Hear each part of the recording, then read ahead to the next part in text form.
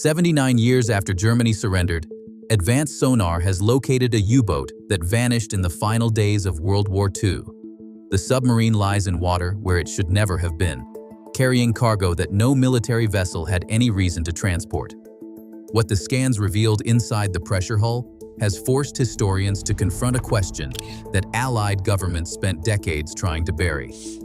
How many Nazi officers escaped justice aboard submarines that officially never existed?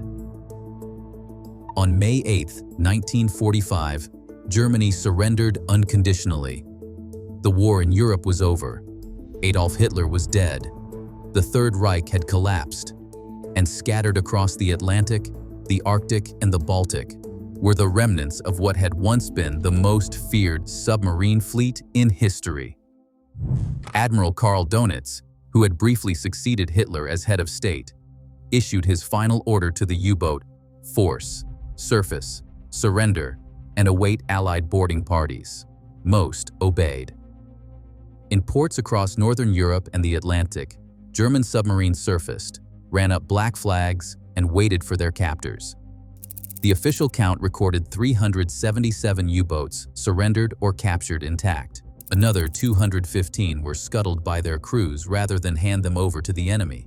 The numbers seemed to account for the entire operational fleet, but they did not. In the chaos of Germany's collapse, with communication networks shattered and command structures disintegrating, some submarines simply vanished. Not sunk in combat, not scuttled, not surrendered, just gone. Their fates were recorded as mine strikes or unknown losses, filed away in incomplete records, and forgotten as the Allies moved on to rebuilding a shattered continent. Two submarines, however, made headlines years later in a way that forced uncomfortable questions. U-boat 530 arrived in Mar del Plata, Argentina, on July 10, 1945, 2 months after the war ended. Her young commander claimed they had spent those weeks submerged in the South Atlantic, hiding from Allied patrols, unsure whether to surrender or keep running. U-boat 977 followed in August, arriving at the same Argentine port with a similar story. Both crews were interrogated extensively. Both commanders insisted they carried no passengers, no cargo beyond standard supplies, no mission except escape. Allied intelligence was skeptical, but could prove nothing. The boats were old designs, not the new advanced types. Their crews seemed too young, too inexperienced to have been trusted with anything important. After weeks of questioning, the investigations went nowhere, but the truth remained. Two U-boats had crossed the Atlantic undetected in the summer of 1945 and reached South America. If two could do it, how many others might have tried? And what might those other submarines have been carrying? For decades, the question haunted intelligence officers and historians. Rumors circulated about Nazi officers who disappeared in the final weeks of the war. Officers whose names appeared on Allied wanted lists, but whose bodies were never found, whose deaths were never confirmed. Some said they had escaped to South America. Others whispered about Antarctica, about secret bases and submarine voyages to the ends of the earth. Most of these stories were fantasy, but some were not. And in the cold waters off Denmark, lying in darkness for 79 years, evidence of one such voyage has finally been found. The submarine designated U-3523 was not just another U-boat. She was a Type 21, the most advanced submarine design of World War II. Traditional U-boats of the early war years were surface vessels that could submerge temporarily. The Type 21 was the opposite, a true submarine designed to operate underwater for extended periods, surfacing only when absolutely necessary.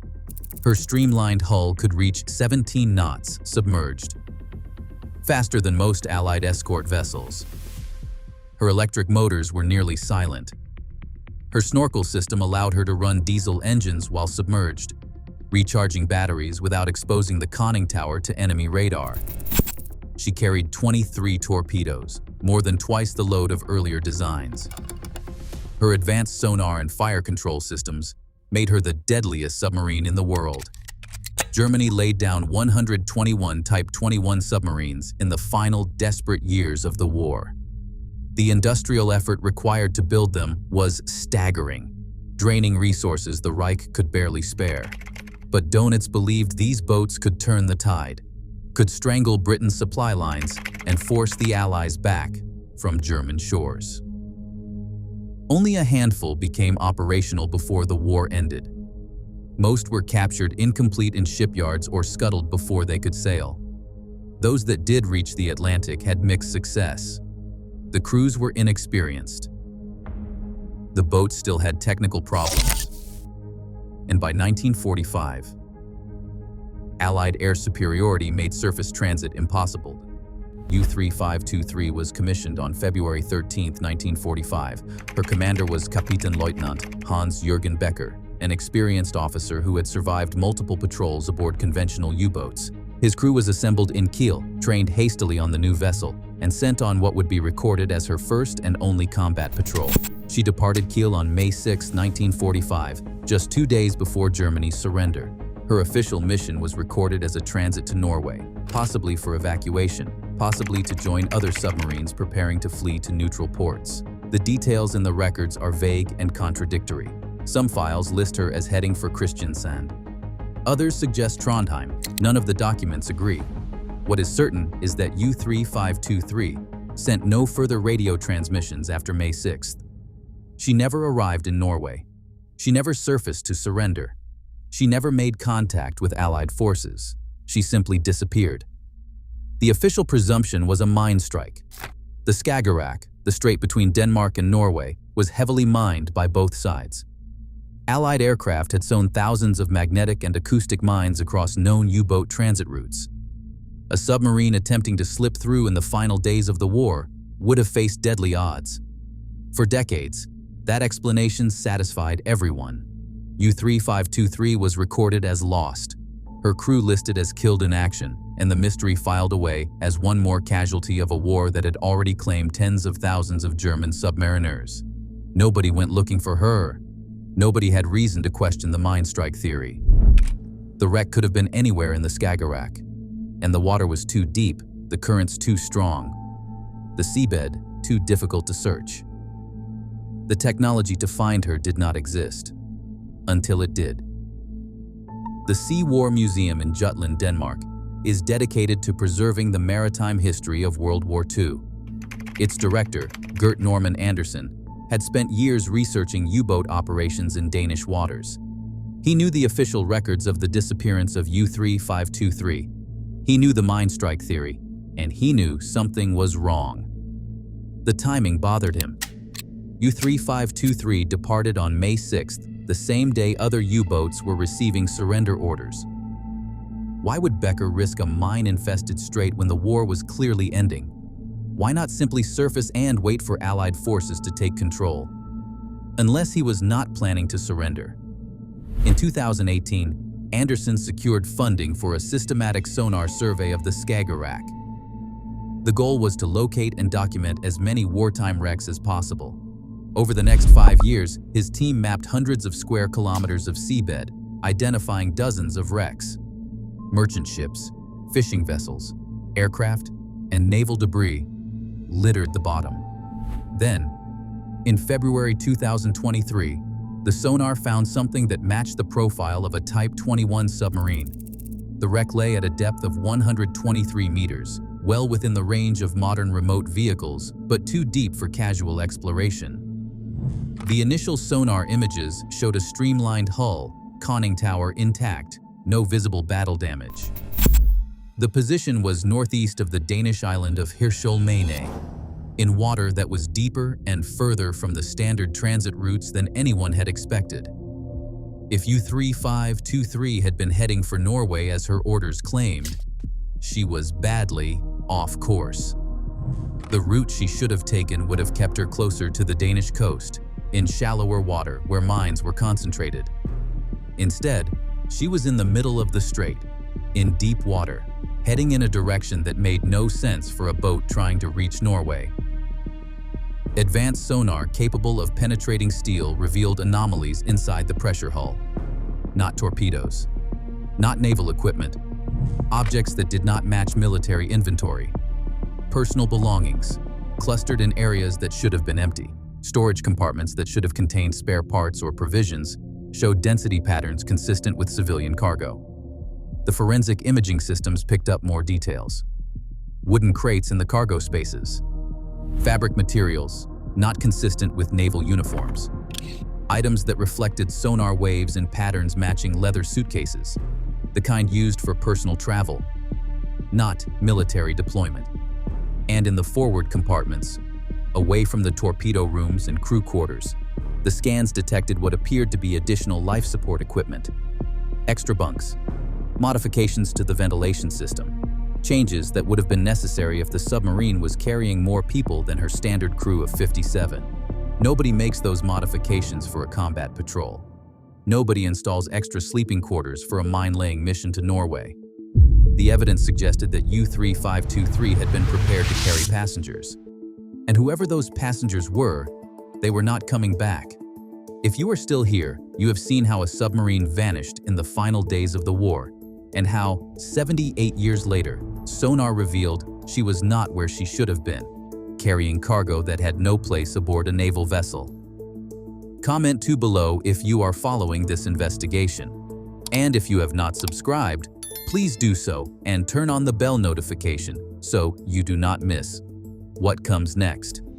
Your support helps us tell the stories that governments tried to sink out of sight. Now, let us talk about who was aboard that submarine and why their escape was worth risking a Type 21 boat in the final hours of the Reich. The forensic analysis of the sonar data took months. Researchers at Aarhus University in Denmark and the Institute for Marine Research in Germany examined every image, every density reading, every anomaly detected inside the hull. They could not board the wreck. Danish and German authorities designated it a war grave, prohibiting any disturbance. But the imaging technology was sophisticated enough to reveal details that earlier generations could never have accessed. The personal belongings detected in the forward sections were not random debris. They were organized, packed deliberately, stored in ways that suggested careful preparation. Whoever had loaded that cargo knew they were taking a one-way trip. Among the items identified through density analysis were leather goods consistent with document cases, the kind used to carry papers, identification, and valuables. Wooden crates showed dimensions matching those used for personal effects rather than military supplies. Fabric densities suggested civilian clothing, including items that appeared to be women garments and children's clothing. This was the detail that changed everything. German U-boats did not carry women and children. Naval regulations prohibited it absolutely. Submarines were combat vessels, cramped, dangerous, and designed for military operations. The only women aboard warships were in administrative roles ashore, never at sea, and certainly never aboard submarines heading into active war zones. Unless the war was already over for them. Unless the mission was not military at all. For decades, historians debated how these men escaped. The most common theory involved rat lines, organized escape routes that smuggled Nazi fugitives out of Europe. These networks were not fantasies. They existed, operated by former SS officers, aided by sympathetic clergy, and facilitated by corrupt officials who accepted bribes to look the other way. The most infamous was Odessa, allegedly an organization of former SS members dedicated to helping war criminals escape. Whether Odessa existed as a formal organization or was simply a convenient name for multiple informal networks remains debated. What is beyond debate is that escape routes operated throughout the late 1940s and early 1950s, moving fugitives from Germany to Spain, from Spain to South America, and from there into anonymity. But Odessa and the rat lines operated after the war, in the late 40s when Allied occupation forces controlled Germany, but lacked the resources to monitor every port, every border crossing, every ship departing for South America. The networks took advantage of chaos and bureaucratic gaps to move their clients. U-3523 sank in May 1945, before those post-war networks were established. If Nazi officers were aboard that submarine, they were not using the rat lines. They were escaping before the rat lines even existed. They were getting out while Germany still controlled its submarines, while U-boat commanders were still receiving orders, while the infrastructure of the Reich was collapsing but not yet fully destroyed. This was something different. This was not opportunistic flight by individuals scrambling to escape justice. This was organized, planned, and executed with military precision. Someone had decided which officers would be evacuated. Someone had arranged their transport. Someone had authorized the use of a Type 21 submarine, one of Germany's most advanced and valuable vessels, for a mission that had nothing to do with combat and everything to do with saving the individuals responsible for the Reich's worst crimes. The cargo detected inside U-3523 supports this scenario.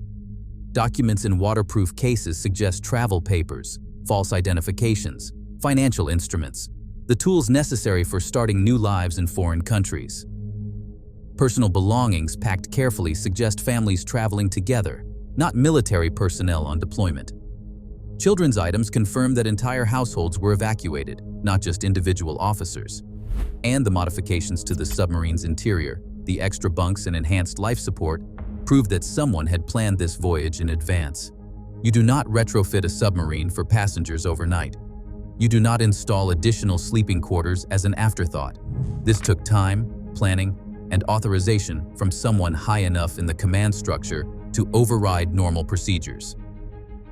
The question that haunts researchers today is not whether U-3523 was carrying escaping Nazis. The evidence makes that conclusion almost unavoidable. The question is, how many other submarines carried similar cargo and succeeded where U-3523 failed?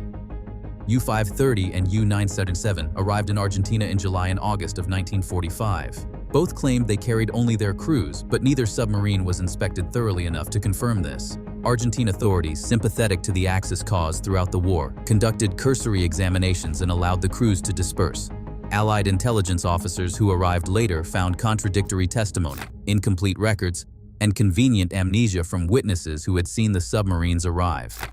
If U-530 and U-977 carried passengers, those passengers disappeared into South America's German expatriate communities long before anyone thought to look for them.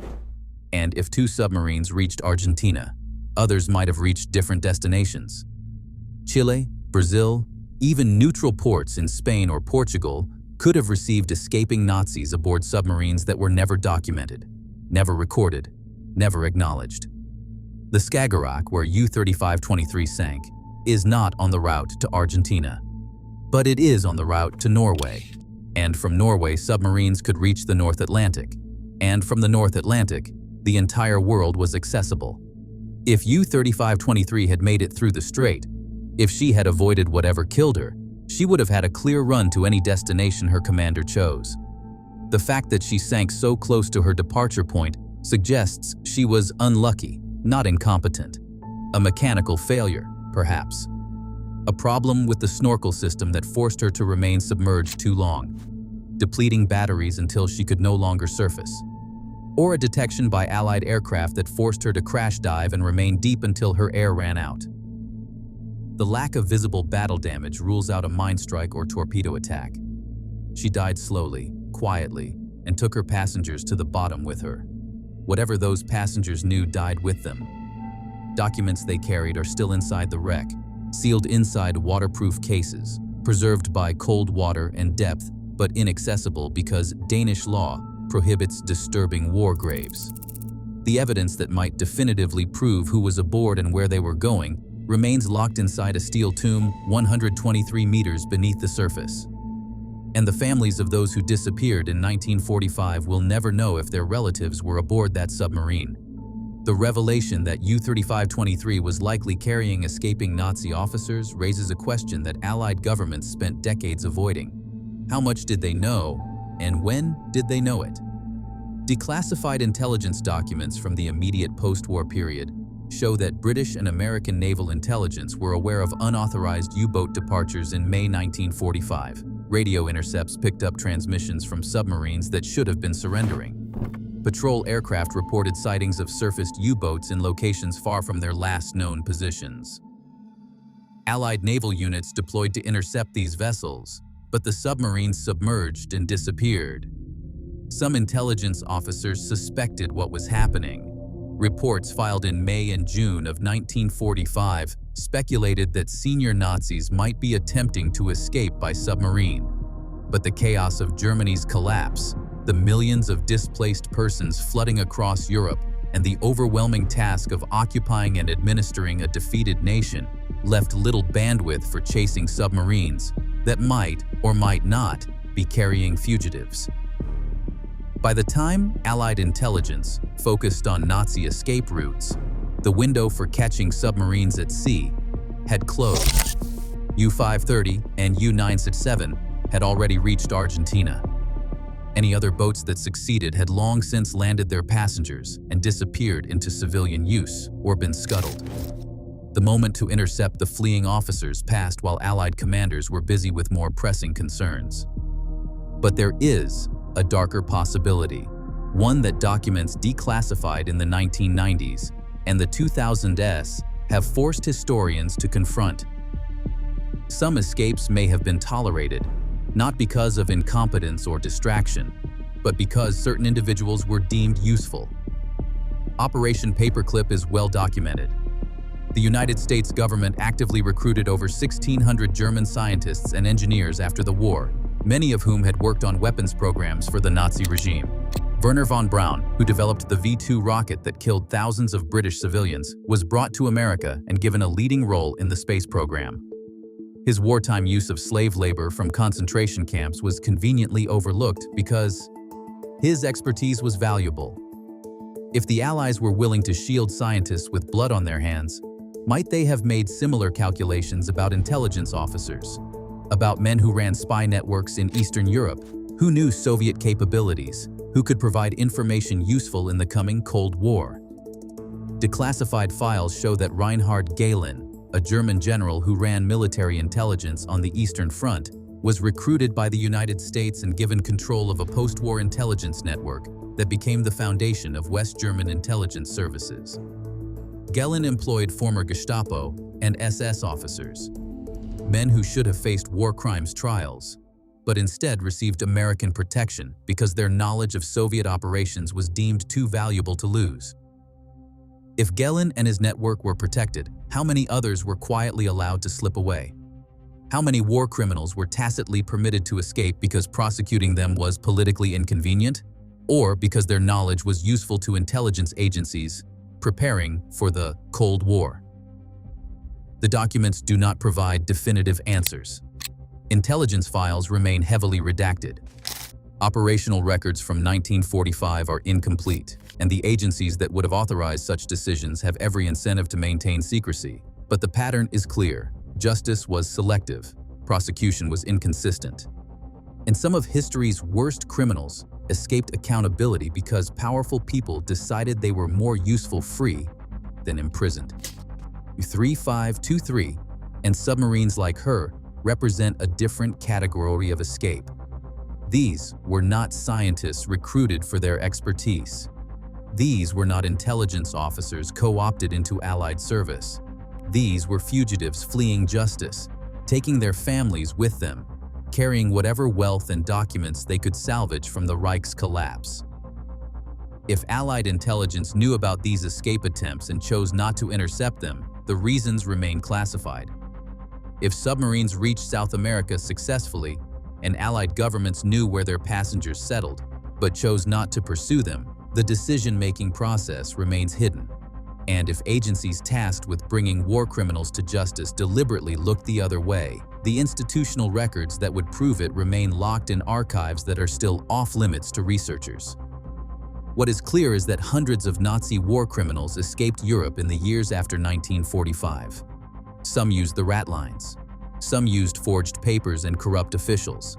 And some, the evidence now suggests, used submarines that departed in the final days of the war and reached destinations that were never recorded in Allied intelligence files.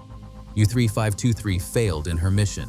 Her passengers died in the Skagerrak, their names unknown, their destinations unconfirmed. But the modifications to her interior, the cargo she carried, and the route she attempted prove that at least one submarine was used for organized evacuation of high-value fugitives. And if one submarine was used, others likely were too.